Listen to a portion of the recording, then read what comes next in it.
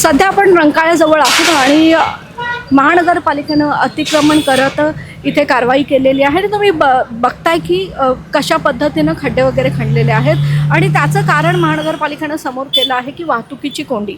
ही वाहतुकीची कोंडी कमी करण्यासाठी महानगरपालिकेने इथे रस्ते उखडलेले आहेत आणि एक पत्र्याची भिंत इथं उभी करणार येणार असल्याचं महानगरपालिकेनं कारण आता समोर केलेलं आहे. आणि इथले जे दुकानदार आहेत, गाळेधारक आहेत, त्यांना मात्र याचा त्रास सहन करावा लागणार आहे. इथल्या दुकानदारांना किंवा गाळेधारकांना आता ओपनिंग जी आहे यांच्या दुकानांची ही रस्त्याच्या बाजूला न करता आता रंकाळ्याची जी सुरुवात आहे तिथून त्यांना आता ही दुकानांची ओपनिंग जी आहे ती करावी लागणार आहे.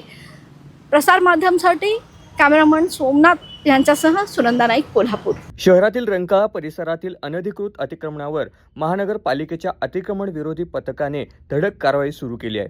गुरुवारी सायंकाळी 5 वाजल्यापासून ही कारवाई करण्यात आली. महानगरपालिका आयुक्त डॉक्टर राजेंद्र भारोड यांनी रंकाळा परिसरातील अनधिकृत अतिक्रमणावर नियमानुसार कारवाई करण्याच्या सूचना दिल्या होत्या. त्यानुसार अतिक्रमण विरोधी पथकाने कारवाई करत संबंधित व्यापाऱ्यांना अतिक्रमण हटवण्याच्या सूचना दिल्या. महानगरपालिकेच्या या कारवाईमुळे खाद्यपदार्थ विक्रेत्यांमध्ये एकच खळबळ उडाली आहे.